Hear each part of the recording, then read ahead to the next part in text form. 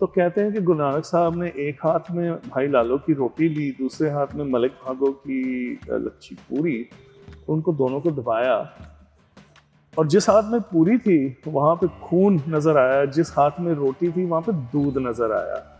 और कहते हैं कि बाबर ने उनसे आशीर्वाद मांगा और जब बाबर ने उनकी बात सुन ली, उन्होंने बाबर को आशीर्वाद भी दिया और ये कहा कि आपका परिवार राज करेगा, लेकिन उतनी देर तक राज करेगा जितनी देर तक वो जालिम नहीं होगा। अगर जुल्म के रास्ते पे जाएगा तो उसकी बर्बादी हो जाएगी। ये हमारे जो अकाउंट्स हैं हमको ये बात बताते हैं। क्या जरूरत महसूस हुई कि अब हमको एक इंसान रूपी गुरु नहीं चाहिए, अब गुरु ग्रंथ साहिब हमारे गुरु होंगे? जी जी ये एवोल्यूशन जी कितना इवॉल्व किया है सिख धर्म? सिखों के बारे में किसी को पता हो ना हो, लंगर के बारे में सबको पता है। मैंने शुरुआत में ही बोला। जी जी। साहब ने फिर एक देग मंगाई, उसमें पानी था, उसने उसमें उन्होंने अपनी कृपान देग में डाली और कहा कि ये अमृत तैयार हुआ है और ये पांचों प्यारियों को अब मैं अमृत पिलाऊंगा। तो पांचों प्यारियों ने जो अमृत तैयार किया गया वो पिया और गुरु गोबिंद सिंह जी ने कहा कि आज के बाद तुम सबका नाम सिंह होगा। उनके बेटे गुरु अर्जन साहब की शहादत हुई, उनके पोतरे गुरु हरगोबिंद उन्होंने बहुत लड़ाइयां लड़ी। गुरु हरगोबिंद के बेटे गुरु तेग बहादुर, उन्होंने अपना शीश दिया। गुरु तेग बहादुर के बेटे गुरु गोबिंद सिंह जी ने अपना पूरा परिवार निछावर कर दिया। क्या इस तरीके की एक्सट्रीम सोच, या हम लोग कट के अलग देश हो जाएं, हम लोग खालिस्तान में विश्वास करने लगे to a point where we fight our own, ये हमेशा और हमेशा एक सिख की पहचान तो नहीं बन पाएगी।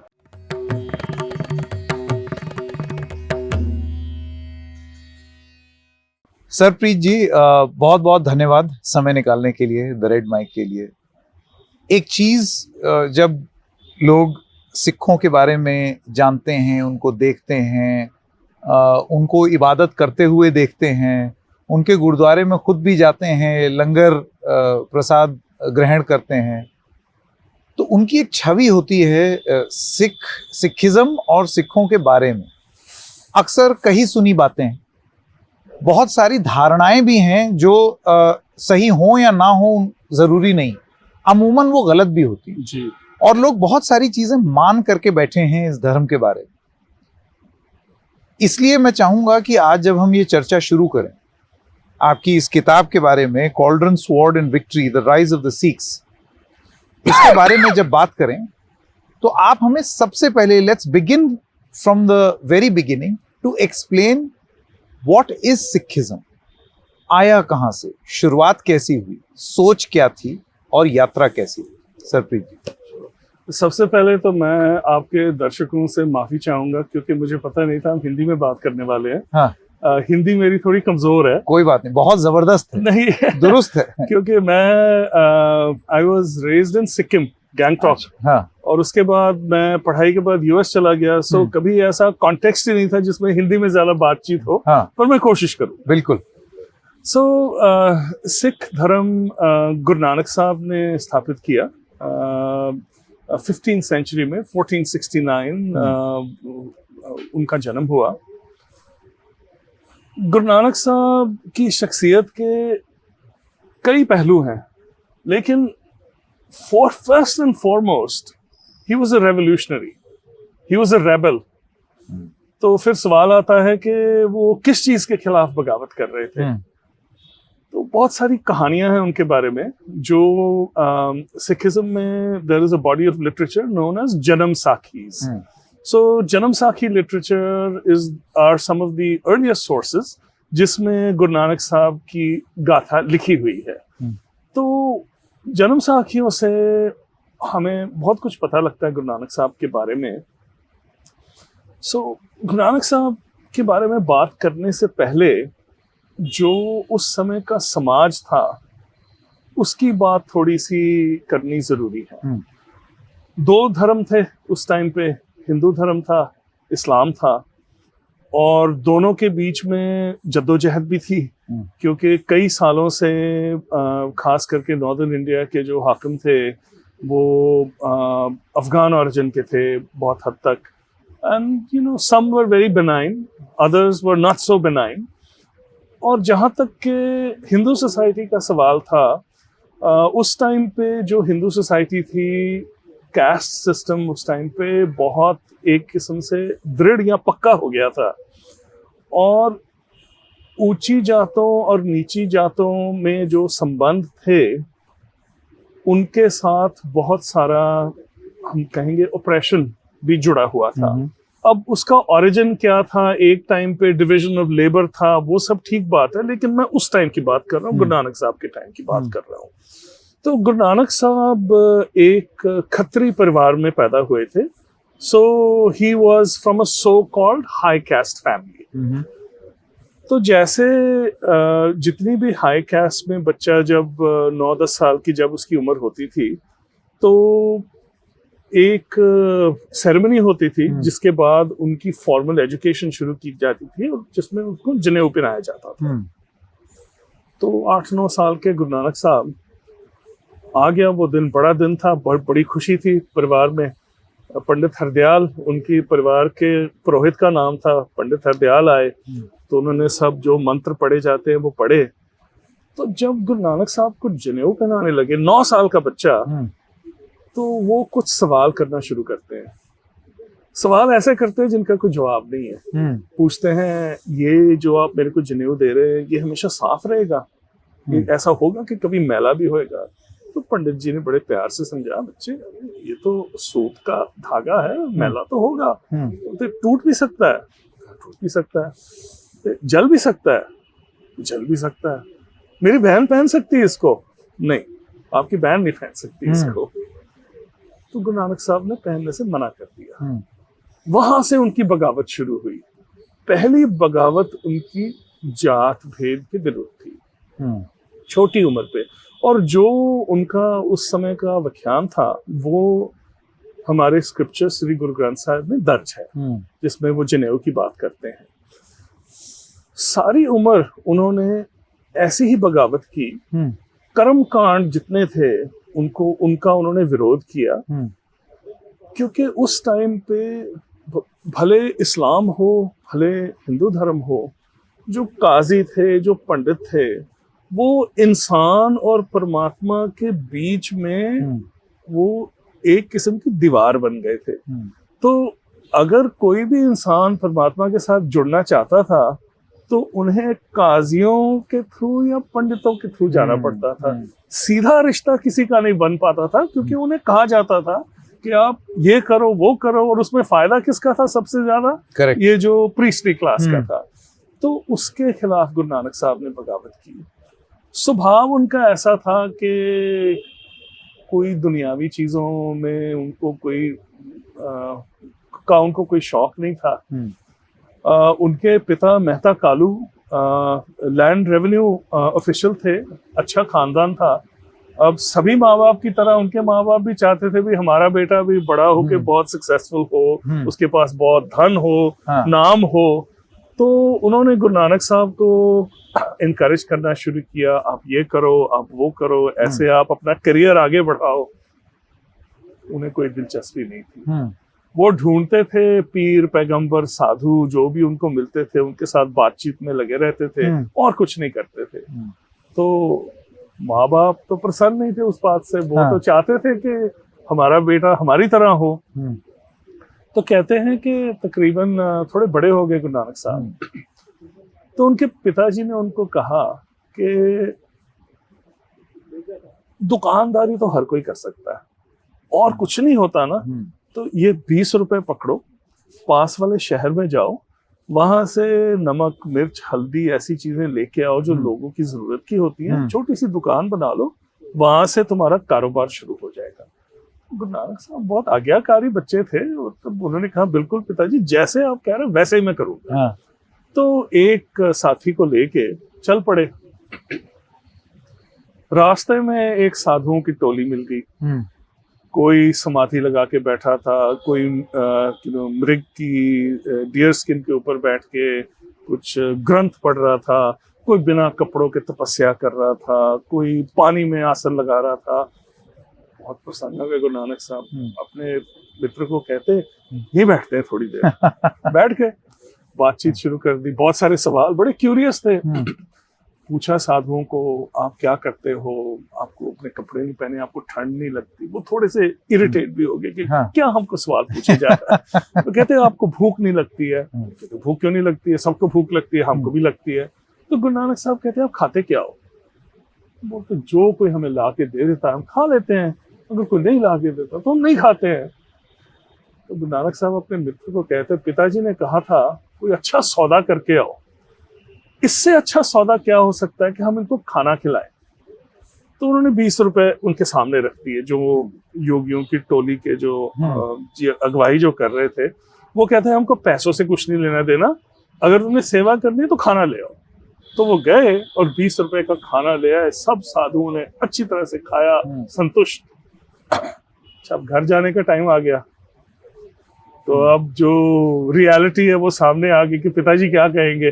तो मायूस होके गांव के बाहर ही बैठ गए। तो जब पिताजी को पता चला कि क्या किया 20 रुपए का, तो जो होना था हुआ, डांट भी पड़ी, कुछ अकाउंट्स कहते हैं चाटा भी पड़ा। अच्छा। तो गुरु नानक साहब व्यापार में बिल्कुल नाकामयाब हो गए रहे, लेकिन उस नाकामयाबी से एक ऐसी संस्था का जन्म हुआ जो आज तक सिखों की पहचान है। वो था पहला गुरु का लंगर। आप दुनिया के किसी कोने में चले जाएं, सिखों के बारे में किसी को पता हो ना हो, लंगर के बारे में सबको पता है। मैंने शुरुआत में ही बोला। जी जी। तो ये देखिए, आज लंगर की अहमियत इतनी ही है कि सबको बहुत अच्छा लगता है जाके बैठ के खाना। और दूसरी बात ये है कि हिंदुस्तान में बहुत सारे बड़े गुरुद्वारे हैं शहरों में। अब यहाँ पे बहुत सारी सक्सेस भी है और गरीबी भी है। अगर कोई भूखा हो, वो 3 बार दिन में लंगर में जाके खाना खाए, 365 साल पूरे साल में कोई उसको नहीं पूछेगा आप कहाँ से आए हो, आप रोज यहाँ खाना क्यों खाते हो। सो गुरु नानक साहब के लंगर का एक ये मकसद था कि कम्युनिटी सपोर्टेड एक जगह हो जहाँ पे कोई भूखा ना रहे। तो एक ये उनका मकसद था लंगर चलाने में। दूसरे मकसद का और भी महत्व था, वो ये कि उस टाइम पे जो जात भेद होता था, जात भेद को खाने पीने के मामले से ही ज्यादा आगे चलाया जाता था। और इसका मतलब क्या है, खाना कैसे पकता है, कौन पकाता है, कौन खाता है, कौन साथ में बैठ के खाता है, इसमें बहुत जात भेद था। अब गांव में शादी है, सभी जातों के लोगों को बुलाया जाता था, लेकिन सबकी खाने की पंगत अलग अलग होती थी। क्यों? क्योंकि उस टाइम पे समाज का ये नियम था कि आप सिर्फ अपनी जात के साथ बैठ के खाएंगे। क्योंकि अगर आप किसी और नीची जात के साथ बैठ के खा लिया आपने, तो आपकी जात भ्रष्ट हो जाएगी। और आपको कई किस्मों की अपनी सफाई करनी पड़ेगी, प्यूरिफाई करना पड़ेगा अपने आप को। तो गुरु नानक साहब की बाद की लाइफ में उनके बहुत सारे फॉलोअर्स थे। सारे इंडियन सब कॉन्टिनेंट में जहां जहां भी वो गए, सब उनको मिलने आते थे। लेकिन गुरु के दर्शन से पहले सबको जाके लंगर में खाना पड़ता था। और कैसे खाते थे लंगर में? एक पंगत। सो किसी को पता नहीं होता था कि मेरे दाएं कौन सी जात का इंसान बैठा है, बाएं कौन सी जात का इंसान बैठा है। जिसने जात भेद छोड़ दिया वही लंगर में बैठता था, और फिर वही मिलेगा। हाँ, और जो नहीं बैठने से इनकार कर देगा तो पता लग गया कि ये तो ढोंग कर रहा है। हाँ। तो ये देखिए, ये कितनी ब्रिलियंट एक इंस्टीट्यूशन गुरु नानक साहब ने बनाई। क्योंकि गुरु नानक साहब पहले पीर पैगंबर नहीं थे जिन्होंने जात भेद का खंडन किया। उनसे पहले और भी थे। भगत कबीर ने यही बात कही है, भगत नामदेव ने यही बात कही है, और दोनों की बानी श्री गुरु ग्रंथ साहब में दर्ज है। लेकिन गुरु नानक साहब पहले थे जिन्होंने जात भेद के खिलाफ लड़ने के लिए ये इंस्टीट्यूशन बनाया, लंगर बनाया, ताकि सब बैठ के एक साथ खाएं। एक छोटी सी कहानी है। अकबर बादशाह जो हर मजहब के साथ उनका अच्छा ताल्लुक होता था, वो गोविंदवाल साहब आए। उस टाइम पे तीसरे गुरु साहब गद्दी पे थे, गुरु अमरदास। तो आप इमेजिन कर लीजिए कि अकबर बादशाह को पहला काम क्या करना पड़ा, लंगर में खाना पड़ा। खाया। उस दिन बिना नमक के दलिया बना था, वो था मेन्यू पे। और कहते हैं कि बादशाह ने कहा कि ऐसी बढ़िया चीज मैंने आज तक नहीं खाई। सो ये गुरु नानक साहब की जो जात भेद की बगावत थी, जिसका प्रतीक गुरु का लंगर है, ये उनकी बहुत बड़ी उस टाइम पे एक किस्म की हम सोशल चेंज कहेंगे। कुछ और एस्पेक्ट्स हैं गुरु नानक साहब की पर्सनालिटी के। अच्छा, एक बात मैं आपके दर्शकों के लिए ये भी कह दूं कि सिख धर्म में 10 गुरु हुए हैं, लेकिन एक सिख नजरिए से उनमें बिल्कुल कोई फर्क नहीं है। हम ये मानते हैं कि जोत उनमें एक ही है। तो इसकी वजह से सिखिज्म में कोई भी ख्याल हो, कोई भी सिख फिलॉसफी का कोई भी एस्पेक्ट हो, हम हर एक चीज को गुरु नानक साहब तक ट्रेस कर सकते हैं। वो इसके लिए क्योंकि जोत एक ही थी। तो गुरु नानक साहब की कुछ और एस्पेक्ट्स की बात करें, क्योंकि हम उनकी बात करके सिखिज्म की ही बात कर रहे हैं। एक और बहुत मशहूर कहानी है गुरु नानक साहब के बारे में। तो वो ऊंची जात के थे, सो कॉल्ड। तो वो सो कॉल्ड नीची जातों वालों के साथ अक्सर मिलते थे, बैठते थे। उनका एक बहुत प्यारा सिख था, भाई लालो, जो कारपेंटर थे, मिस्त्री थे, जो छोटी जात होती है। तो गुरु नानक साहब सैयदपुर गए, जहाँ पे भाई लालो रहते थे, और उनके घर में ठहरे। तो बहुत बातचीत शुरू होगी, चर्चा शुरू होगी, ये खत्रियों का कि घर का लड़का आदमी आके एक मिस्त्री के घर में ठहरा हुआ है, ये तो ठीक नहीं है। तो जो वहाँ के चौधरी थे, मलिक भागो, उनके घर में बहुत बड़ी दावत थी। सबको बुलाया, गुरु नानक साहब को भी बुलाया, नहीं गए। मलिक भागो नाराज हो गए। उन्होंने अपने लोग भेज दिए उनके पास कि आपकी इतनी हिम्मत कैसे। तो गुरु नानक साहब को लगा कि भाई लालो यहाँ पे रहते हैं, बाद में उनके लिए कोई मुसीबत आ सकती है, मैं ना जाऊं, तो चले गए। तो बातचीत हुई, मालिक भागो ने कहा आप खाना खाइए। तो गुरु नानक साहब ने भाई लालो को कहा कि अपने घर जाके कोदरी, मिलेट की अपनी रोटी लेके आओ। ले आया। तो मालिक भागो कहते आप वो खाओगे, हमारा खाना नहीं खाओगे? तो एक तली हुई कोई चीज, एक पूरी मंगाई मलिक भागो ने। तो कहते हैं कि गुरु नानक साहब ने एक हाथ में भाई लालो की रोटी ली, दूसरे हाथ में मलिक भागो की लच्छी पूरी, उनको दोनों को दबाया, और जिस हाथ में पूरी थी वहां पे खून नजर आया, जिस हाथ में रोटी थी वहां पे दूध नजर आया। तो ये जो कहानी है, मकसद इसका यही है कि एक जगह पे एक गरीब आदमी अपनी मेहनत की खा रहा है, और दूसरे साइड पे एक अमीर जमींदार गरीबों को एक्सप्लॉइट करके अपनी दौलत कमा रहा है। तो इस कहानी से गुरु नानक साहब का एक बहुत बड़ा सिद्धांत सामने आता है, उनकी सोशल जस्टिस प्रति कमिटमेंट, कि एक्सप्लॉइटेशन नहीं होनी चाहिए, हर एक को अपनी किर्त कमाई अपने हाथों से कमाई करके खाना चाहिए। ये भी उनका एक बहुत बड़ा प्रिंसिपल था गुरु नानक साहब का।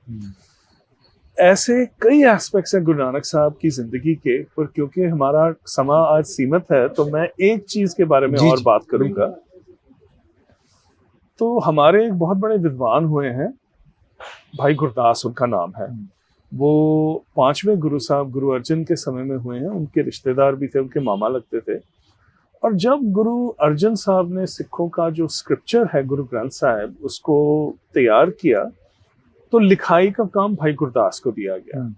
तो भाई गुरदास की बहुत रिस्पेक्ट है सिख फेथ में, इस हद तक कि उनकी जो लिखी हुई वार कहते हैं हम उनको, वारा जो उनकी हैं, उनको गुरबानी का दर्जा दिया जाता है। और कहा जाता है कि गुरु ग्रंथ साहब को समझने के लिए उनकी जो राइटिंग्स हैं वो कुंजी है, चाबी है। तो बहुत वो रिस्पेक्टेड फिगर रहे हैं सिखिज्म में। तो अपनी किसी रचना में लिखते हैं, सिंह बुके मिर्घावली पन्नी जाए ना तीर तरोआ।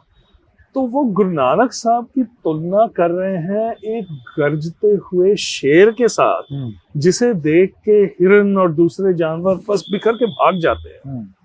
तो हम बैठ के सोचते हैं कि गुरु नानक साहब और गरजते शेर, क्योंकि देखिए खास करके जो हमारे वेस्टर्न स्कॉलर्स हैं उन्होंने हमारे गुरुओं को थोड़ा सा बांट दिया है।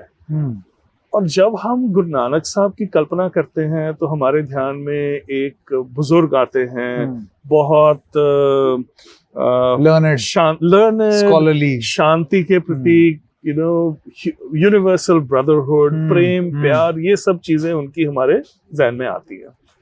जब हम गुरु गोविंद सिंह जी के बारे में सोचते हैं तो हमारे दिमाग में इमेज आता है एक योद्धा का, a young man with a sword, पीछे तीर कमान है, हाथ के ऊपर एक बाज बैठा हुआ है। तो ये इमेज गुरु गोविंद सिंह जी का है, और ये सही भी है क्योंकि गुरु गोविंद सिंह जी योद्धा थे, उन्होंने बहुत लड़ाइयाँ लड़ी अपनी जिंदगी में। लेकिन ये आधा इमेज है, ये बिल्कुल इग्नोर करता है कि गुरु गोविंद सिंह जी का जो स्पिरिचुअल एस्पेक्ट था, जो उनकी लिखते हैं, राइटिंग्स हैं, वो बिल्कुल गुरु नानक साहब की राइटिंग से मेल खाती है। और क्यों ना खाती हो, क्योंकि जोत तो एक ही थी ना। अच्छा, अब सवाल आता है तो फिर गुरु नानक साहब गरजते शेर कैसे हो गए? गुरु गोविंद सिंह जी की जब बात करते हैं तो एक बहुत मन में इमेज जो सबसे ज्यादा आता है वो है कृपान का, जो सिखों की मॉडर्न आइडेंटिटी का एक बहुत बड़ा हिस्सा है। उसके बारे में भी हम बात करेंगे। गुरु नानक साहब 20 साल से ज्यादा घूमते रहे। उनकी जर्नीज को हम उदासियां कहते हैं। तो पहले वो पंजाब में ही घूमे, फिर वो बाकी इंडियन सब कॉन्टिनेंट के हर कोने तक गए, श्रीलंका तक गए, असम तक गए, सिक्किम तक गए, तिब्बत गए, और फिर जो उनका सबसे लंबा सफर था वो मक्का का था, वो मक्का भी गए। जब वो मक्का से वापस आ रहे थे तो उसी भाई लालो के घर में वो रुके। जब वो रुकना था उन्होंने, जब सैयदपुर पहुंचे तो उन्होंने एक बहुत खौफनाक नजारा देखा।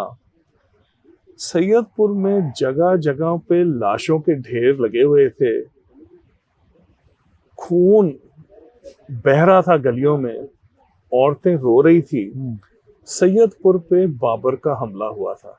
तब बाबर बादशाह बाबर नहीं था, तब वो एक वॉरलॉर्ड, जिसे हमें अंग्रेजी में कहेंगे, उज़्बेकिस्तान से वो आया था। हिंदुस्तान की जो दौलत थी वो सबको अट्रैक्ट करती थी, बाबर को भी अट्रैक्ट की। ये फर्स्ट बैटल ऑफ पानीपत के पहले की बात है, तो बाबर तब बादशाह नहीं बना था। जब गुरु नानक साहब ने देखा कि बाबर की फौज ने क्या किया है, क्योंकि मध्यकाल में युद्ध ऐसे ही होते थे, ब्लडशेड, औरतों की बेइज्जती, ये आम होता था। तो वो देख के उनके दिल पे बहुत बड़ा असर आया, और उनके अंदर से आप ये कह सकते हैं कि एक चीख निकली। उस चीख के साथ उन्होंने बाबर के अत्याचारों का खंडन किया, बाबर को जालिम कहा, और उन्होंने उस टाइम पे कुछ शब्द उचारे। इन शब्दों को कलेक्टिवली हम बाबर बानी कहते हैं, बानी एड्रेस टू बाबर। तो इन शब्दों के साथ गुरु नानक साहब बाबर की ताड़ना कर रहे हैं कि जो तुमने किया है ये बिल्कुल गलत किया है। तो इस वजह से गुरु नानक साहब को बाबर के सिपाहियों ने गिरफ्तार भी कर लिया, पकड़ के बाबर के पास भी ले गए, बातचीत भी हुई, और बाबर को समझ में आ गया कि मैं किसी बड़े पीर पैगंबर के सामने हूँ। तो कहते हैं कि उसने माफी भी मांगी, और जितने कैप्टिव्स बाबर ने लिए थे, खास करके नौजवान बच्चियां, सबको गुरु नानक साहब ने छुड़वाया। और कहते हैं कि बाबर ने उनसे आशीर्वाद मांगा, और जब बाबर ने उनकी बात सुन ली, उन्होंने बाबर को आशीर्वाद भी दिया और ये कहा कि आपका परिवार राज करेगा, लेकिन उतनी देर तक राज करेगा जितनी देर तक वो जालिम नहीं होगा। अगर जुल्म के रास्ते पे जाएगा तो उसकी बर्बादी हो जाएगी। ये हमारे जो अकाउंट्स हैं हमको ये बात बताते हैं। सो ये जो गुरु नानक साहब की क्रोध की चीख थी, बाबर ने जो किया था उसे देख के, ये एक वजह है कि उनकी तुलना एक शेर गदहे से शेर के साथ की गई है। और ये बाबर बानी लिख के बाबर को कन्फ्रंट करके गुरु नानक साहब ने एक और सिद्धांत स्थापित किया। क्योंकि देखिए उस टाइम पे वहां पे कोई सिख पंथ तो नहीं था ना। जो पीड़ित औरतें थी गुरु नानक साहब अपनी बानी में जिक्र करते हैं। कुछ मुसलमान औरतें थी, कुछ हिंदू औरतें थी। सो गुरु नानक साहब अपने सिखों का दर्द नहीं बयान कर रहे थे, वो मानुखता का दर्द बयान कर रहे थे। तो ये सिद्धांत उस टाइम पे स्थापित हुआ कि तुम जहां पे भी अत्याचार देखोगे, भले अत्याचारी कोई भी हो और पीड़ित कोई भी हो, तुम उसका सामना करोगे। तो ये सिद्धांत जो गुरु नानक साहब ने स्थापित किया, उस सिद्धांत पे बाकी गुरु साहिबान ने भी पूरी तरह पहरा दिया और उसकी बहुत बड़ी कीमत भी चुकाई। और जो मेरी किताब का जो टाइम पीरियड है 18th सेंचुरी, उसके उस टाइम के जो सिख थे वो भी इसी सिद्धांत पे खड़े थे, इसी सिद्धांत पे वो लड़े, इसी सिद्धांत पे वो मरे और इसी सिद्धांत ने ही उन्हें बहुत सारा दर्द भी दिया और उनको बहुत कुछ और भी दिया। सो ये कुछ एस्पेक्ट्स हैं गुरु नानक साहब की पर्सनालिटी के। मैं तो इस हद तक के कहूँगा कि जो गुरु गोबिंद सिंह जी की कृपान है, वो गुरु नानक साहब की जो चीख थी उसी की वो एक फिजिकल प्रतीक है, फिजिकल मैनिफेस्टेशन है उसकी। कोई फर्क नहीं है, क्योंकि कृपान कभी किसी पे हमला करने के लिए, वार करने के लिए नहीं निकलती म्यान से। कृपान निकलती है सिर्फ जालिम के सामने। ये प्रिंसिपल गुरु नानक साहब ने एस्टैब्लिश किया अपनी बानी के साथ और इसे एक किस्म से गुरु गोबिंद सिंह जी ने पूरी तरह इम्प्लीमेंट किया जब उन्होंने सिखों को, जो हमारे धर्म का इस टाइम पे जो मॉडर्न फॉर्म है, जिसकी बख्शिश हमें गुरु गोबिंद सिंह जी से मिली, वो करके हम सिख पंथ में ये विश्वास रखते हैं कि गुरु गोबिंद सिंह जी ने गुरु नानक साहब की जो फिलॉसफी थी, उनके जो ख्याल थे, उन पे एक मोहर लगा दी, संपूर्ण कर दिया जो काम गुरु नानक साहब से शुरू हुआ। तो सरप्रीत जी, आपकी बात से ये, एंड इट्स फैसिनेटिंग कि आपने इसको, मतलब मैं सिर्फ चुप होकर के सुन रहा था कि आपने, ये बहुत जरूरी है क्योंकि बहुत लोग ये चीज नहीं जानते। आपकी बात से जुड़ी हुई एक बात मैं पूछना चाहता हूँ। क्यों नहीं? गुरु नानक जी और उनकी कल्पना सिख धर्म की, और उसके बाद आने वाले और गुरु और उनकी कल्पना जो आप कहते हैं वॉज इन कॉन्सोनेंस, मतलब वो एक दूसरे से अलग नहीं है, भिन्न नहीं है, एक चीज दूसरे को लीड कर रही। ऐसे में क्या आप मानते हैं कि इसी जज्बात के साथ साथ सिख धर्म इवॉल्व किया? देखिए, एक होती हैं कुछ प्रीचिंग्स गुरु नानक जी की, और उसके बाद फिर और गुरु आए, उनकी प्रीचिंग्स, कंटिन्यूटी आप कह रहे हैं, लेकिन उसके साथ इवॉल्व भी किया ना। अब जैसे उनकी चीख कृपाण में बदली, ये एक एवोल्यूशन प्रोसेस था। बिल्कुल है। ऐसे में सिख धर्म गुरु नानक जी के समय से लेकर के अब तक, जब वो अब ग्रंथ हो गया है, गुरु ग्रंथ साहिब, क्या जरूरत महसूस हुई कि अब हमको एक इंसान रूपी गुरु नहीं चाहिए, अब गुरु ग्रंथ साहिब हमारे गुरु होंगे? जी। ये एवोल्यूशन है जी। कितना इवॉल्व किया है सिख धर्म? हाँ, इसमें बिल्कुल कोई शक नहीं है कि डेफिनेटली एवोल्यूशन हुई। और देखिए, जो पीर पैगंबर होते हैं वो होते तो इंसान ही हैं, लेकिन हमारे जैसे इंसान नहीं होते। सो उनके अंदर झांक के देखना बहुत मुश्किल है और कई ऐसे सवाल हैं जिनका हम जवाब नहीं दे सकते। लेकिन ये जाहिर है कि एवोल्यूशन डेफिनेटली हुई, लेकिन एक थोड़ी सी गहरी बात है ये, जो वेस्टर्न स्कॉलरशिप है वो कभी कभी ये भी कह देता है, अंग्रेजी में, there was a rupture in the fabric of Sikhism. ये बहुत बड़ी नासमझी है, ये गुरु नानक साहब को ना समझना है।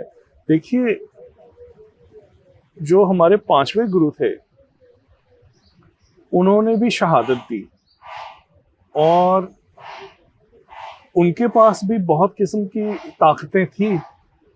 वो शहादत उन्होंने अपनी मर्जी से दी, और शहादत इसके लिए दी कि एक जो सिद्धांत था, जो जुल्म के सामने खड़े होने का, उसको और दृढ़ किया जाए, पक्का किया जाए।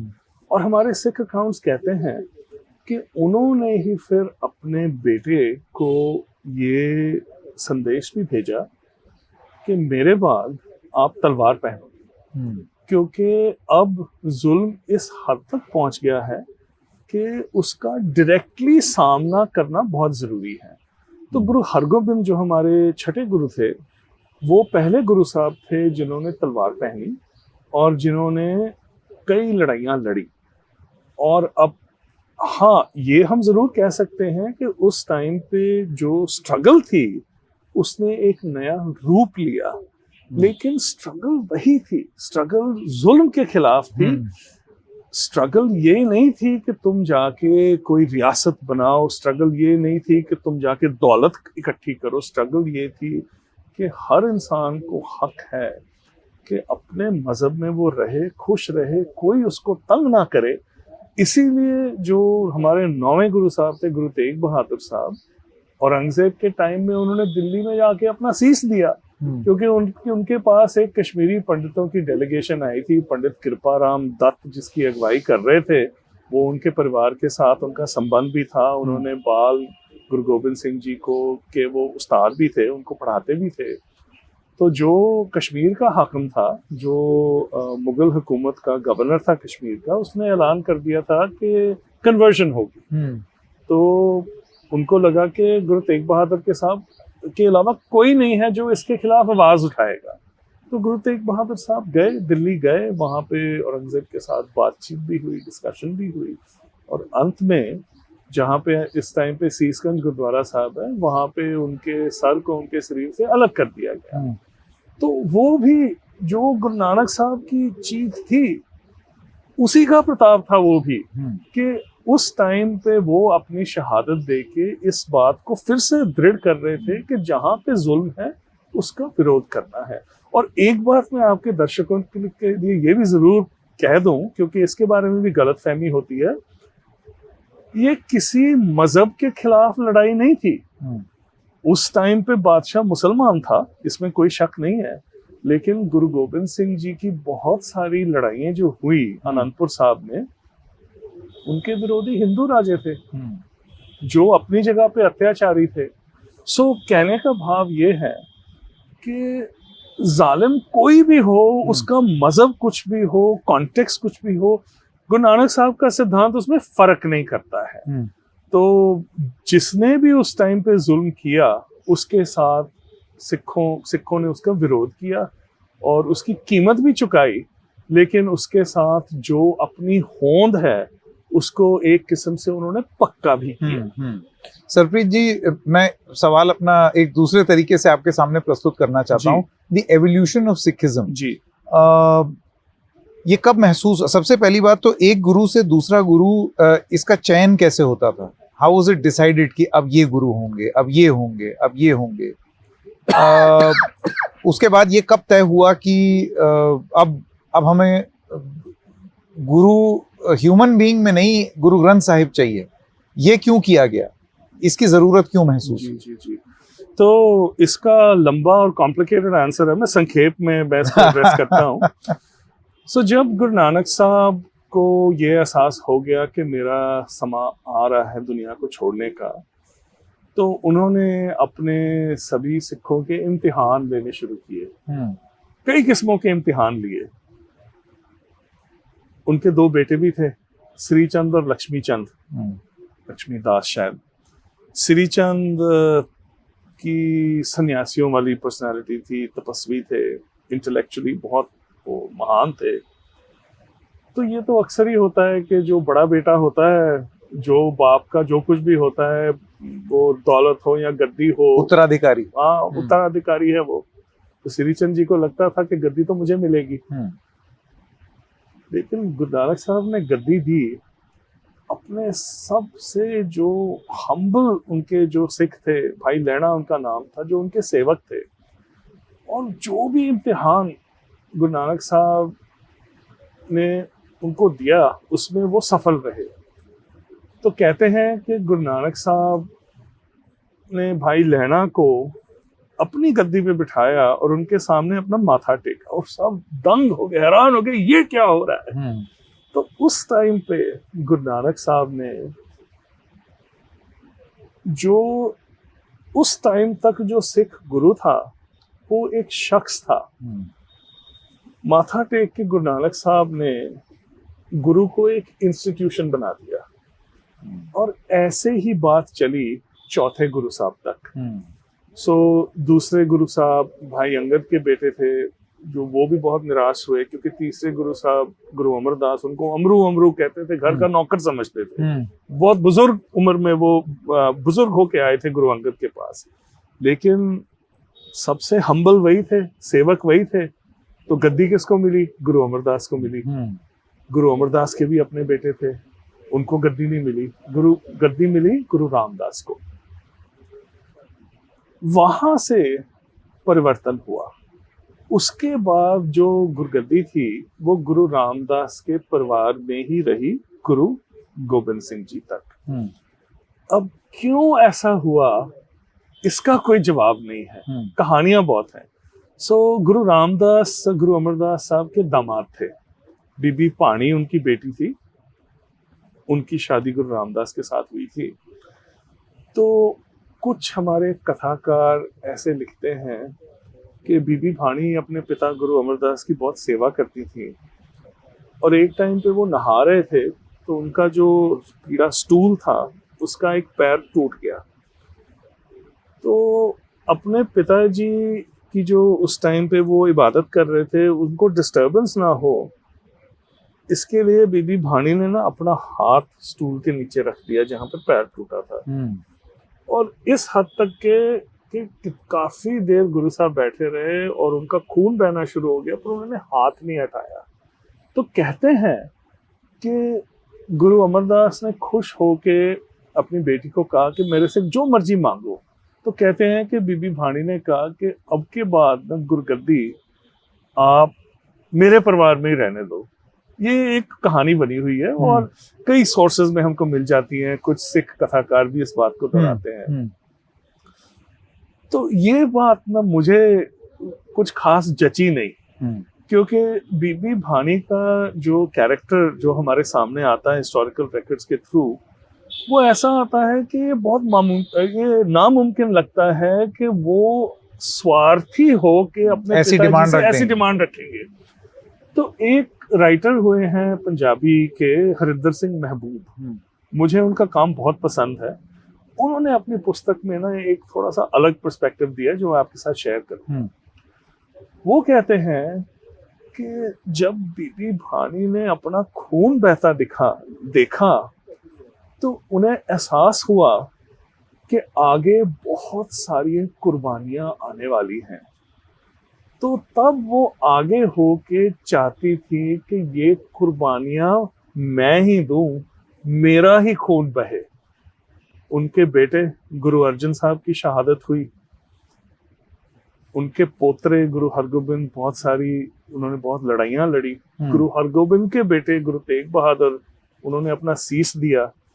गुरु तेग बहादुर के बेटे गुरु गोबिंद सिंह जी ने अपना पूरा परिवार निछावर कर दिया। इस जद्दोजहद के दौरान उनके पिता को तो मारा ही गया था, उनके चारों बेटे भी मारे गए, उनका परिवार खत्म हो गया। सो ये हम स्कॉलरशिप दिमाग के बेसिस पे जितना मर्जी इसका जवाब ढूंढ ले हमें नहीं मिल सकता कि चौथे गुरु साहब के बाद जो तरीका था सक्सेशन का वो क्यों चेंज हुआ। लेकिन हरिंदर सिंह महबूब का एक्सप्लेनेशन मेरे मन को बहुत भाया। हाँ। और मैंने अपनी किताब में भी उसको आपको नहीं लगता सरप्रीति जी ये एक कॉन्फर्मेशन बायस है? क्योंकि आपको ऐसी बात सुनना चाहते थे तो आपको वो एक्सप्लेनेशन अच्छा लगा। देखिए, मैं कोई हिस्ट्री का स्कॉलर नहीं हूँ। I am essentially, my work is a work of literature. So मेरा काम है, मेरा मकसद है यंग लोगों को इंस्पायर करना। Correct. So ये बिल्कुल आप इसको confirmation bias कह सकते हो। I will totally agree with that. Happy कि आप इसको डिनाई भी नहीं कर रहे। नहीं नहीं, डिनाई करने का तो सवाल ही नहीं आता है, क्योंकि देखिए हमारे पास जवाब कोई नहीं है। Correct. So you know there are certain metaphysical mysteries which will always remain mysteries, और हम ढूंढते हैं सवाल। अब मैं सरप्रीत जी इसी से अब एक आपके सवाल का आधा कि वो जवाब रहता है ग्रंथ साहिब कैसे तो बन गए? मैं उस पे ही आ रहा हूँ। तो कहते हैं कि गुरु गोबिंद सिंह जी के आखिरी दिन थे। सो औरंगजेब के साथ उनकी लड़ाई थी, औरंगजेब की डेथ हो गई। उसके बाद उनका बेटा मुअज्जम, उसने तख्त हासिल करने की कोशिश की, तो गुरु गोबिंद सिंह जी ने उसकी मदद भी की, और वो फिर शाह आलम या बहादुर शाह का टाइटल लेके मुगल बादशाह बन गया। तो उसने साउथ को जाना था, बहादुर शाह ने। गुरु गोबिंद सिंह जी भी साउथ की तरफ गए, वहां पे भी सिख थे। तो नंदेड़ में जाके वो रुके, और वहां पे जो वजीर खान सिरंद का सूबेदार था, सो पंजाब के सूबे में दो बड़े शहर होते थे। सबसे बड़ी राजधानी थी लाहौर, दूसरे नंबर का शहर था सरंद, और सरंद का हाकिम था वजीर खान। तो वजीर खान के साथ गुरु साहब की लड़ाई हुई थी। वजीर खान ने उनके बड़े बेटों को मारा था, उनके छोटे बच्चों को एक दीवार में चिन के सफोकेट करके मारा। तो जब वजीर खान ने देखा कि गुरु साहब और बहादुर शाह के आपस में अच्छे संबंध बन गए हैं, तो उसके दिल में डर पैदा हो गया। तो उसने हथियारे भेजे नंदेड़, और पठान थे, सबको आना जाना अलाउड था। तो उन्होंने गुरु साहब पे वार किया, और गुरु साहब ने एक को मार दिया, दूसरे को सिखों ने मार दिया। लेकिन गुरु साहब काफी घायल हुए, और कुछ देर बाद ये जाहिर था कि अब उनके जाने का समा आ रहा है। तो तब उन्होंने सिखों को इकट्ठा किया, और ये सब बातें उनके दरबार के एक बहुत बड़े कवि हुए हैं, भाई नंदलाल गोया, जो फारसी के उच्च कोटि के कवि हुए हैं। उन्होंने अपनी लिखत में इस बात को बयान किया है। तो सिख सब पूछ रहे थे कि हमारा क्या होगा, अब के बाद क्या होगा, क्योंकि तब तक परिवार में जो सक्सेशन होता था वो 6 पीढ़ियों से चल रहा था। अब गुरु गोबिंद सिंह जी का तो कोई बेटा बाकी नहीं था बचा, सब मारे गए थे। तो सबको बहुत फिक्र था कि क्या होगा, कि अब सिख पंथ की अगुवाई कौन करेगा। तो ये जो गुरु ग्रंथ साहिब वाली बात है ना, ये आधी बात है, मैं आपको पूरी बात बता। बिल्कुल। सो गुरु ग्रंथ साहिब 5वें गुरु साहब के टाइम पे तैयार किया गया था, और अपने टाइम में गुरु गोबिंद सिंह जी ने उसमें अपने पिताजी गुरु तेग बहादुर साहब की बानी भी उन्होंने दर्ज की। सो एक्सटेंड किया गुरु ग्रंथ साहब को, अपनी राइटिंग उन्होंने कोई नहीं डाली उसमें। तो ग्रंथ की बहुत रिस्पेक्ट थी, लेकिन गुरु साहब ने कहा कि जो हमारे गुरु साहिबान का ज्ञान है, और मुसलमान पीरों हिंदू भक्तों का ज्ञान है, जिसे गुरु अर्जन देव ने स्वीकार किया, प्रवान किया, और जिसको जगह दी गुरु ग्रंथ साहिब में, ये सारा ज्ञान ही आपकी अगवाही करेगा, ये आपका अगला गुरु। अच्छा, लेकिन उस टाइम पे गुरु की शक्तियां दो थी। एक तो उनका स्पिरिचुअल पावर था, और दूसरा दुनियावी तौर पे भी उनकी शक्ति थी, उनकी फौजें थी, उनके सिपाही थे। तो वो जो दूसरा हिस्सा था, जिसे हमें अंग्रेजी में टेम्परल पावर कहेंगे, वो उन्होंने सिख पंथ को वापस लौटा दिया। अब हमको थोड़ा सा रिवाइंड करना पड़ेगा कुछ साल पहले। 1699 की वैसाखी, गुरु गोबिंद सिंह एक बड़ा इकट्ठ करते हैं अनंतपुर साहब में, दूर दूर से सिख आते हैं। तो एक बड़ी कलरफुल स्टोरी है, मैं बहुत शॉर्ट वर्जन आपको बताता हूँ। तो सबके सामने गुरु साहब अपनी नंगी तलवार निकाल के कहते हैं, मुझे कुर्बानी की जरूरत है। सब डर जाते हैं, क्या हो गया, क्या बात कर रहे हैं गुरु साहब। एक एक करके ना 5 सिख उठते हैं। ये 5 सिख इंडियन सब कॉन्टिनेंट के अलग अलग कोनों से आए हैं। एक लाहौर से है, एक बिदर से है, एक दिल्ली से है, एक शायद मथुरा से है, एक पुरी से है। अलग अलग जातियों से हैं, सो कॉल्ड नीची जातियों से भी। तो ये 5 एक एक करके उठते हैं। तो गुरु साहब उनको एक एक करके ना, एक तंबू होता है वहां पे लगा हुआ, उसमें लेके जाते हैं। तलवार चलने की आवाज आती है और बाहर निकलते हैं तो तलवार खून के साथ लथपथ होती है, तो सब सोचते हैं गुरु साहब का तो दिमाग फिर गया है, ये अपने सिखों को मारना शुरू कर दिया इन्होंने। जब 5 बार ये बात होती है तो गुरु साहब पांचों को जिंदा वहां से निकाल के लाते हैं। अच्छा, अब क्या हुआ इसके बारे में भी हम कुछ कह नहीं सकते हैं। जो रैशनल राइटर्स हैं वो कहते हैं कि गुरु साहब ने वहां पे बकरे बंधे हुए थे, उनको छटकाया और खून उनके, तलवार उनके खून से लाल थी।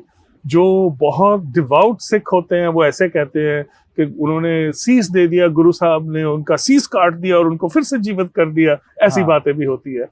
बट जो तथ्य की बात यह है कि 5 सिख अपने गुरु में इतना विश्वास करते थे कि गुरु साहब के लिए वो अपनी जान देने को भी तैयार थे, खड़े हो गए। तो जब गुरु साहब उनको लेके आए तो गुरु साहब कहते हैं पंजाबी में, ए मेरे 5 प्यारे ने, 5 प्यारे हैं ये मेरे। और उस दिन एक नया इंस्टीट्यूशन बना 5 प्यारों का। तो गुरु साहब ने फिर एक देग मंगाई, उसमें पानी था, उसने उसमें उन्होंने अपनी कृपान देग में डाली और कहा कि ये अमृत तैयार हुआ है और ये 5 प्यारियों को अब मैं अमृत पिलाऊंगा।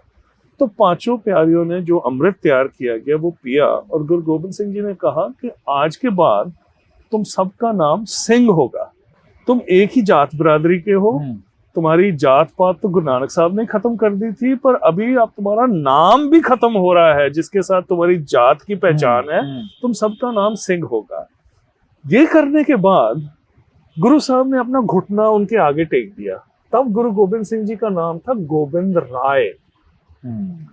अपना घुटना टेक दिया और उनसे दरख्वास्त की कि अब आप मुझे अमृत की दात दे के मुझे आप गोविंद राय से गोविंद सिंह बनाओ। तो उन्होंने फिर उनको अमृत दिया और वो गोविंद सिंह बने। अब इसका महत्व क्या है? भाई लहणा के आगे गुरु नानक साहब ने माथा टेका था, 5 प्यारियों के आगे गुरु गोबिंद सिंह जी ने अपना घुटना टेका। करेक्ट, वही बात, कोई फर्क नहीं था। तो उस समय कहते हैं कि जो गुरु की अथॉरिटी थी उन्होंने अपनी पंथ को वापस दे दी कि जो मेरी ये अथॉरिटी है ये अब तुम्हारी है, तुम सबकी है। तो इसके लिए जब गुरु साहब का जब आखिरी समय था उसमें उन्होंने ये बात दोहराई फिर से कि जो मेरी दुनियावी ताकत शक्ति सारी है वो मैं पंथ को लौटा रहा हूँ। और थोड़ा सा मैं कुछ ऐड करूंगा आपके सवाल का जवाब देने के बाद। ये एक कौतकी बात थी ऑलमोस्ट, क्योंकि गुरु साहब गए 1708 में। अब हम थोड़ा सा पीछे हट के गौर करें कि ये कौन सिख थे जो गुरु के सिख बने। अब हम एक ना दिमाग में एक पिरामिड को इमेजिन करते हैं जिसके सबसे ऊपर ब्राह्मण बैठे हैं, उसके नीचे खत्री बैठे हैं और बिल्कुल नीचे सो कॉल्ड नीची जाते बैठी है।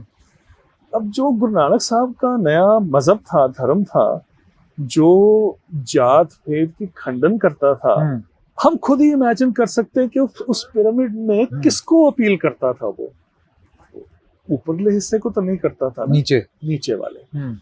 सो ये वो लोग थे ज्यादातर जिन्होंने सैकड़े सालों से अत्याचार सहा था, जिनको दबाया गया था, जिन्होंने कभी हाथ में तलवार नहीं पकड़ी थी। तो ये कैसे हो गया कि गुरु गोबिंद सिंह जी के 1708 में जाने के 92 साल बाद नौजवान रंजीत सिंह लाहौर पे काबू करके फिर एक इतनी बड़ी रियासत स्थापित करता है। ये है ना कौतुकी बात लगती है ना, मिरेकुलस बात है। ये मिरेकल था गुरु गोबिंद सिंह जी के उस एक्शन का जिसकी हम बात कर रहे थे। जब उन्होंने अपनी शक्ति वापस पंथ को लौटाई, उसके साथ एक ऐसी उमंग, एक ऐसा सेल्फ कॉन्फिडेंस उनके सिखों में आया कि जो अगले 70-80 साल थे बहुत मुश्किल साल थे। एक तरफ से मुगल हुकूमत जो कमज़ोर हो रही थी उसका जोर था, दूसरी तरफ से पठानों का जोर था। अहमद शाह अब्दाली ने नई रियासत बनाई थी अफगानिस्तान में। उस समय में ये जो सो कॉल्ड नीचे वर्गों से आए हुए लोग, उन्होंने सिर्फ 70-80 साल के अरसे में अपनी किस्मत बदल दी और हिंदुस्तान का नक्शा बदल दिया। ये इसीलिए हुआ क्योंकि गुरु गोबिंद सिंह जी ने अपनी अथॉरिटी सबको दी। और एक जिसे हम अंग्रेजी में रिपब्लिकन स्पिरिट कहते हैं, सिखों के बारे में मजाक भी होता है कि सब आपस में लड़ते हैं, किसी एक दूसरे को अपना लीडर नहीं मानते। ये कोई एक्सीडेंट नहीं है, बाय डिजाइन है, क्योंकि उसी रिपब्लिकन स्पिरिट में ही ताकत है, ताकि अथॉरिटी एक जगह पे नहीं सेंट्रलाइज्ड है, अथॉरिटी डिस्ट्रीब्यूटेड है। तो इसी तरह से फिर वो 11 मिसलें बनी सिखों की, जो पंजाबी में मिसल कहते हैं, जिन्होंने फिर पंजाब पे आहिस्ता आहिस्ता उस बहुत ही मुश्किल समय में कब्जा किया। ये गुरु गोबिंद सिंह जी के सीधा उस एक्शन से आती है कि उन्होंने अपना जो स्पिरिचुअल पावर था वो गुरु का विकेंद्रीकरण कर दिया और जो टेम्पोरल पावर था वो उन्होंने पंथ को लौटा दिया। बहुत बहुत इंटरेस्टिंग। सरप्रीत जी, अब बात करते हैं the free spirited nature of Guru Nanak ji and his ability to question, सवाल पूछने, जिसकी वजह से ये धर्म बना, बिल्कुल ये इंस्टीट्यूशन बना। जितने भी गुरु बने सिख धर्म के बिफोर गुरु ग्रंथ साहिब, वो सब पुरुष थे जी। आपने अभी बताया कि जब वो उनको जनेऊ पहनाया जा रहा था गुरु नानक जी को, तो उन्होंने तमाम सवाल पूछे कि ये क्यों होता है, ये ऐसे क्यों होता है, ये मेरी बहन पहन सकती है या नहीं। फिर ऐसा क्यों हुआ कि सिख धर्म में एक महिला को उस पोजीशन पर नहीं रखा? मैं मुस्कुरा रहा हूँ क्योंकि ये सवाल मुझे अक्सर पूछा जाता है और ये बिल्कुल वैलिड सवाल भी है। तो मेरा जवाब है कि मैंने पहले भी कहा था कि हम गुरु साहिबान के दिल के अंदर झांक के तो देख नहीं सकते कि उन्होंने अपने फैसले जो लिए वो क्यों लिए। हम सिर्फ उनके जो एक्शंस थे उनको एक टोटलिटी में हम देख सकते हैं, क्योंकि उनको जज करना मैं एक सिख होने के नाते तो कर ही नहीं सकता, मेरे लिए तो पॉसिबल ही नहीं है। लेकिन ऐसे सवाल हर एक के दिमाग में आते हैं। सो गुरु नानक साहब ने मर्द और औरत की बराबरी की बात बहुत जोर से की, अपनी बानी में भी दर्ज की, और इस चीज को बाकी गुरु साहिबान ने भी आगे बढ़ाया। अब मुगल सरकार के 22 सूबे होते थे, तो इसी तरह जब पंथ बनना शुरू हुआ, तीसरे गुरु साहिब गुरु अमरदास ने हर एक सूबे में अपने कुछ रिप्रेजेंटेटिव्स भेजे वहाँ की सिख संगतों की सेवा संभाल करने के लिए। उनको मंजी कहा जाता था। तो उनमें से कुछ मंजियां औरतें थी और कुछ मंजियां मर्द थे। उन्होंने और भी जो उस टाइम के समाज में जो कुछ होता था, जैसे कि विधवाओं के साथ कैसा व्यवहार किया जाता था, उसके बारे में उन्होंने कई बातें कही। उन्होंने सती के विरोध बात की, उन्होंने विधवाओं का विवाह दोबारा होना चाहिए, इसके लिए सिखों को प्रेरित किया। सो कहने का मेरा मतलब ये है कि गुरु साहब के काल में जो गुरु नानक साहब ने बराबरी की बात की थी उस पे फोकस था, लेकिन ये फोकस गुरगद्दी तक क्यों नहीं एक्सटेंड हुआ, इसके बारे में कोई जवाब नहीं है। हम यही कर सकते हैं कि हम बजाय इस चीज पे ध्यान देने के कि उन्होंने क्या नहीं किया, हम उस पे ध्यान दे सकते हैं कि उन्होंने क्या किया इस कॉन्टेक्स्ट में। Correct. So that is how I tend to answer this question. अब तो उसकी जरूरत ही खत्म इसलिए हो गई है क्योंकि अब कोई physical manifestation in terms of humanly body वो गुरु की है ही नहीं। 1708 में खत्म हो गई। हाँ, वो खत्म हो गई। अब तो गुरु ग्रंथ साहिब हो गया।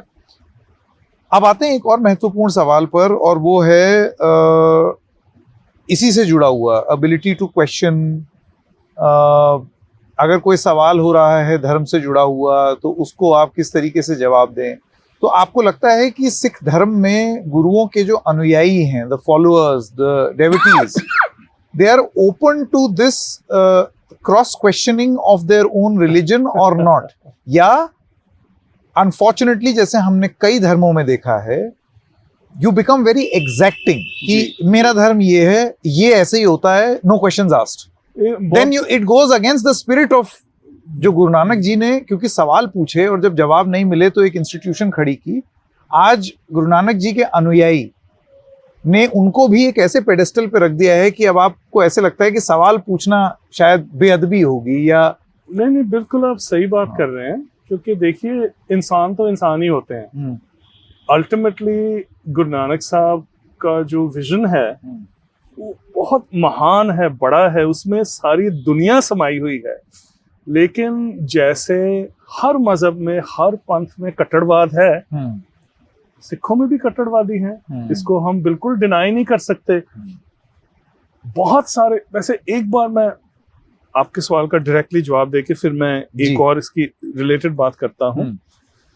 सो हमारी इंस्टीट्यूशंस में जरूर ये बात कुछ थोड़ी बहुत आ गई है कि क्वेश्चन ना किया जाए, जो हम कह रहे हैं वैसे करो। लेकिन ये जो गुरु गोबिंद सिंह जी ने पूरे सिख पंथ को दाद जो दी ना, उन्होंने जो चीज उन्होंने दी, ये सिर्फ किताबी बातें नहीं है। ये मैं देखता हूँ कि सिखों का जो फंडामेंटल कैरेक्टर है उसमें गुरु नानक साहब की जो बगावत है वो अभी तक बहुत हद तक कायम है। सो मैं एक बहुत लोकल छोटी सी बात करता हूँ। मैं यूएस में, मैं नाम नहीं लूंगा, मेरा कई गुरुद्वारों के साथ एसोसिएशन रही है मैनेजमेंट में। कई बार आती हैं ऐसी बातें कि भी इंटरफेथ मैरिज नहीं होनी चाहिए गुरुद्वारे में। जब ऐसे सवाल मेरे सामने आते हैं तो मैं तो सिर्फ गुरु नानक साहब के जीवन पे चला जाता हूँ कि ऐसे सोचता हूँ कि अगर वो होते तो क्या करते। और वही सिखों के लिए सबसे बड़ा यार्डस्टिक है। कभी भी कंफ्यूजन हो तो उसके बारे में सोचना चाहिए। कट्टरवाद हर धर्म में आ जाता है और सिख धर्म में भी सेक्शंस हैं जहां पे कट्टरवाद बिल्कुल है, इसको हम बिल्कुल डिनाई नहीं कर सकते। और इस हद तक के है कि कई जगह पे क्वेश्चनिंग भी टॉलरेट नहीं की जाती। और गुरु नानक साहब की तो सारी जिंदगी ही सवाल पूछने में गई। तो उससे बड़ा एग्जाम्पल हम सिखों के लिए नहीं है। और आई वुड से कि इंडिविजुअल लेवल पे बहुत सिख इन जनरल उन वैल्यूज को अपने साथ में लेके चलते हैं। ये आपने सरप्रीत जी इतनी जबरदस्त बात की, क्योंकि throughout all our reportings हम लोगों ने ये चीज सिख धर्म को मानने वाले लोगों के बारे में नोट किया है कि वो कट्टरपंथी हर धर्म में होंगे, लेकिन एज अ जनरल प्रोपोजिशन और लार्जली सिख धर्म के जो अनुयायी हैं वो कैसे हैं, वो आपको गुरुद्वारे में देखने को मिलेगा कि आप उतर रहे हैं मर्सिडीज गाड़ी से, लेकिन उसके बाद फिर आप आ करके और जहां जूता रखा जाता है वहां पर आप सेवा दे रहे हैं और किसी को टोकन दे रहे हैं, बर्तन मांज रहे हैं। मतलब वो सेवा भाव वो आपको देखने को मिलता है। एक खुला विचार, एक ओपननेस ऑफ द माइंड वो दिखाई देता है। कोई विपदा आन पड़े तो सामने खड़े होना वो दिखता है। ये कैरेक्टर बनाता है एक सिख का और सिखिज्म का, ना कि कुछ ऐसे लोग जो उसके नाम पर कट्टरपंथी विचारधारा में विश्वास रखते हैं। So the real identity is not कट्टरपंथ, नॉट एट ऑल। सैडली आपको लगता है कि एक छवि ऐसी प्रस्तुत हो जाती है कि यदि आप एक अलग राष्ट्र की मांग करेंगे तभी आप सच्चे सिख होंगे। जी जी जी जी। तो बात ये होती है ना कि अगर कोई जाके जूते साफ कर रहा है या अगर कोई जाके बर्तन मांज रहा है, उससे तो न्यूज नहीं बनती ना। न्यूज तो तब बनती है जब कोई जबरदस्त मसालेदार बात हो रही हो, जब ऐसी बातें हो रही हो। तो कहने का मेरा भाव है कि हमेशा क्या होता है कि जो एक बहुत वोकल माइनॉरिटी होती है, जो कंट्रोवर्शियल चीजों की बात करती है, उसको हम बहुत ज्यादा अहमियत देते हैं।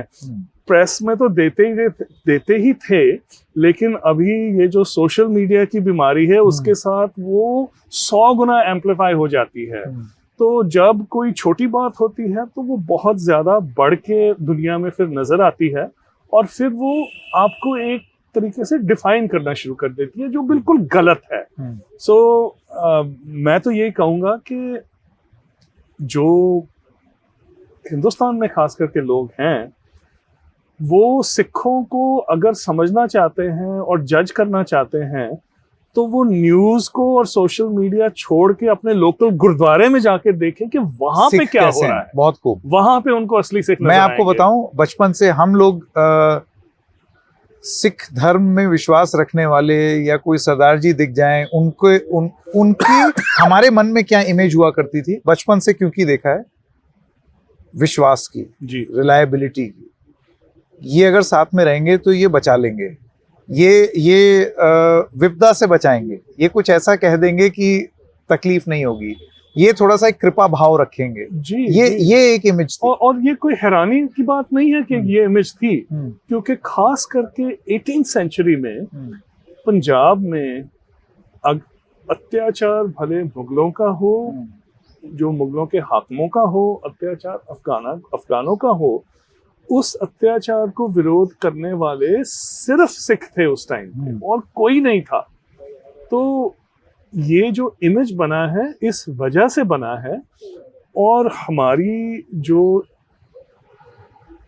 ये हमारी होंद का हिस्सा ना होता तो इमेज नहीं बन सकता था, और अभी भी है।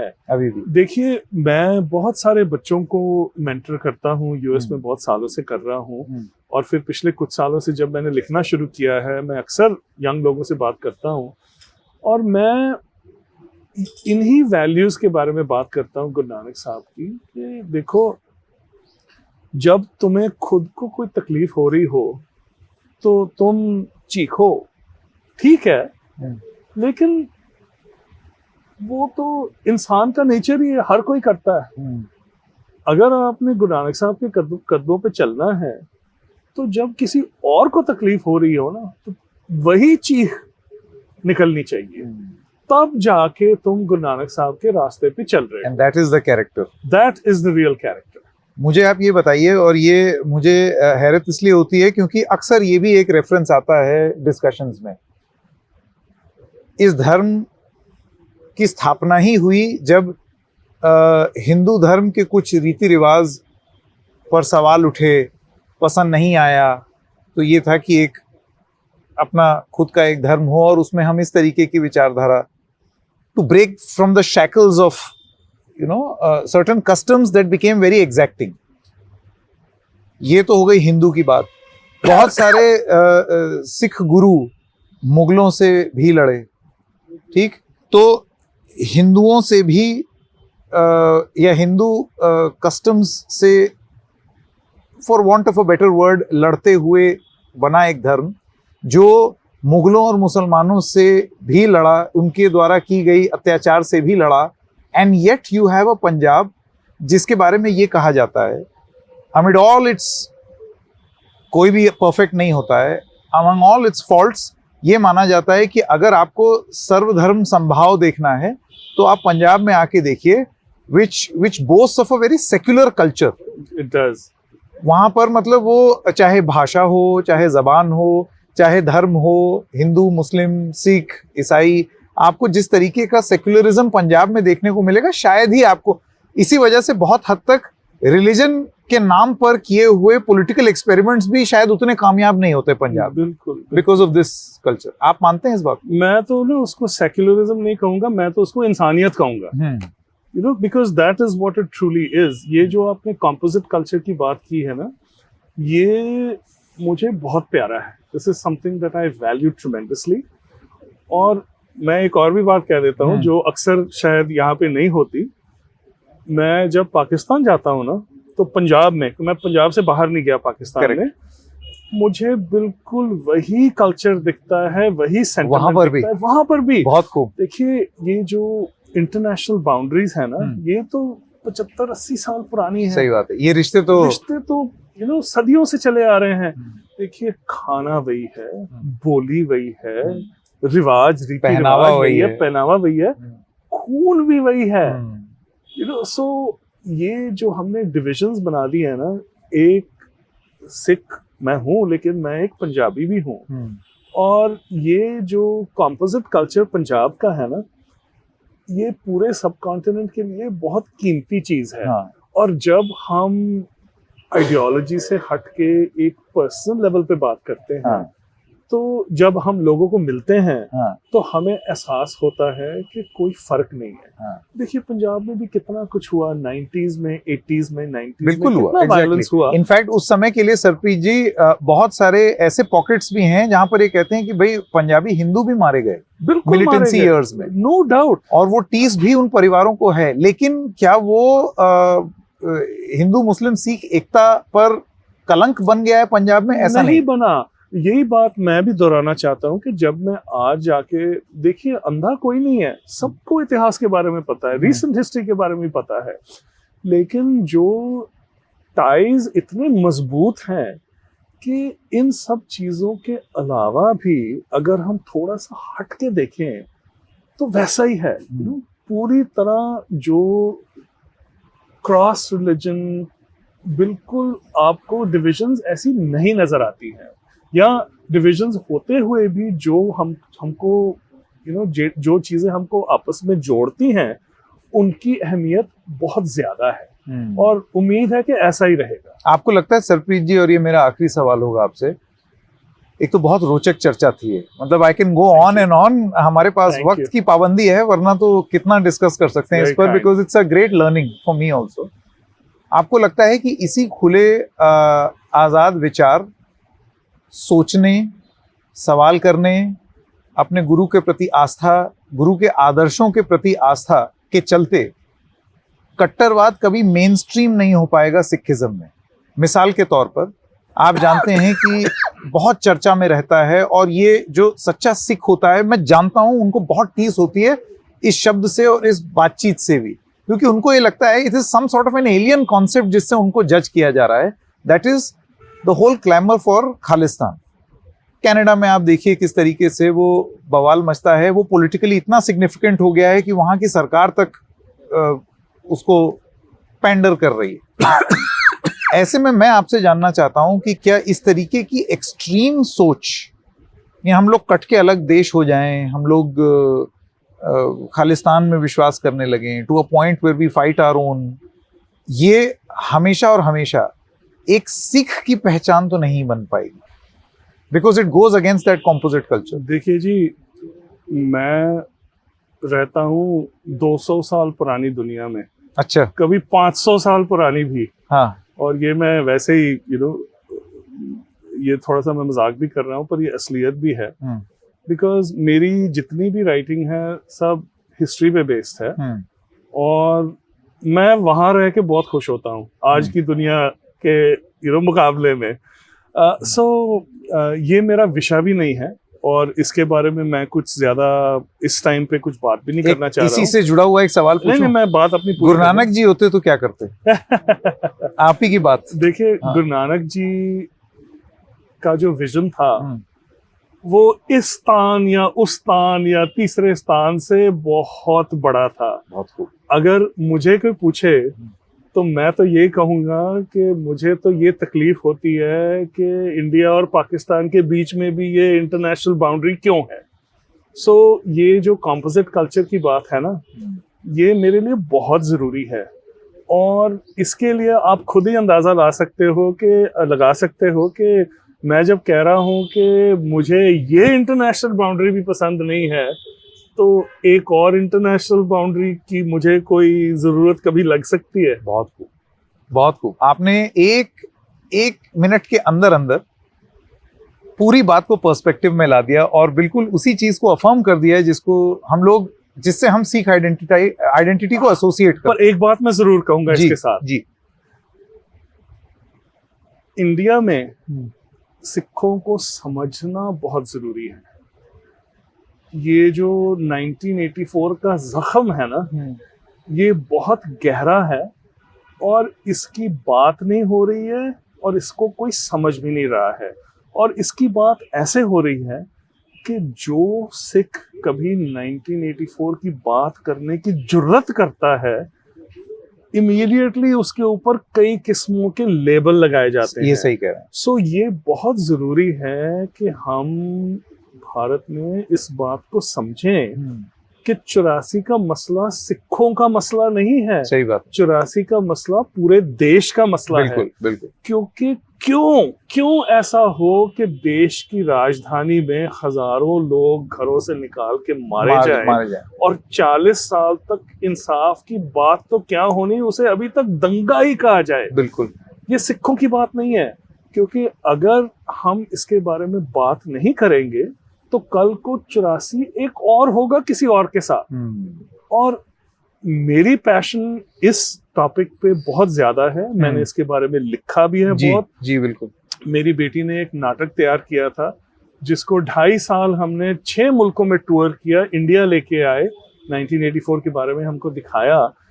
तो हमको इस ट्रैप में नहीं फंसना चाहिए कि अगर कोई 94 का दर्द बयान कर रहा है तो वो एक पॉलिटिकल एजेंडा है। नहीं है, ये इंसानियत की बात है और देश को वो मौका देना चाहिए। कम से कम अपने दुख को बयान करने का मौका देते हैं। आपको लगता है यहाँ सिख समुदाय अपने देश की कानून व्यवस्था, अपने देश की प्रशासनिक और राजनीतिक व्यवस्था से थोड़ा सा मायूस है? थोड़ा नहीं, बहुत मायूस है। देखिए, मैं things could have been done differently. I can not speak for anyone, क्योंकि मैं कोई नेता नहीं हूँ, मैं तो एक इंडिविजुअल राइटर हूँ। पर ये मैं बिल्कुल आपको मैं दावे से कह सकता हूँ कि सिख इस बात के बारे में बात करें या ना करें, कहीं ना कहीं दिल में बात जरूर है कि इतना बड़ा जुल्म हमारे साथ हुआ है, 40 साल हो गए हैं, और इसके बारे में जो करने वाले तो अब बूढ़े होके मर भी गए हैं बहुत सारे। तो इस बात की एक्नॉलेजमेंट ही नहीं है। मैं आपको ना एक छोटी सी बात मैं शेयर करना चाहता हूँ। मुझे बचपन से ही पढ़ने का बहुत शौक था। तो छोटी एज में मैंने गैब्रियल गार्सिया मार्केज नॉवेलिस्ट हैं, उनकी 100 Years of Solitude पढ़ी। बहुत कमाल की किताब है। उसमें एक चीज मुझे अभी तक याद है जो मेरे साथ रह गई। तो उसमें भी एक कत्लेआम होता है। कोई बनाना प्लांटेशन होती है, उसके ओनर्स स्ट्राइक करते हैं, वर्कर्स कत्लेआम कर देते हैं, तो बड़ा जुल्म होता है।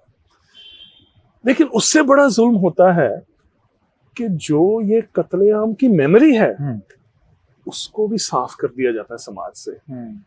सो 40 साल बीत जाना ये जुल्म पे जुल्म है, क्योंकि उम्मीद ये है कि सिख भूल जाएंगे, इस बात को छोड़ देंगे। मेरे को कुछ लोग कहते हैं क्या लेना देना, छोड़ो, 40 साल हो गए।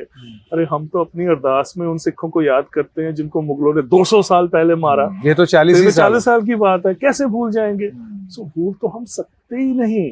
सो इस चीज को दबाने की कोशिश, इस चीज पे लेबल लगा के उसे और कुछ बनाना, इससे हम सबका नुकसान है। सो ये बहुत जरूरी है कि सब लोग समझें कि अगर सिखों का इंडिया की पॉलिटिकल मशीनरी प्रति कुछ उनके दिमाग में कुछ हर्ट के सेंटिमेंट्स हैं, तो उनको हम कैसे रिजॉल्व कर सकते हैं, बजाय इसके कि कोई बात करे तो हम कहें अच्छा तुम तो उनमें से हो। ये ठीक नहीं है बात। बहुत खूब सरप्रीत जी, बहुत अच्छा लगा आपसे बात करके। It was a fantastic journey to understand you and understand your religion. मैं बहुत हद तक अब सिखिज्म से अपने आप को कनेक्टेड पा रहा हूँ। Thanks to you. Thank you so much. It was my pleasure. Thank you very much, sir. Thank you.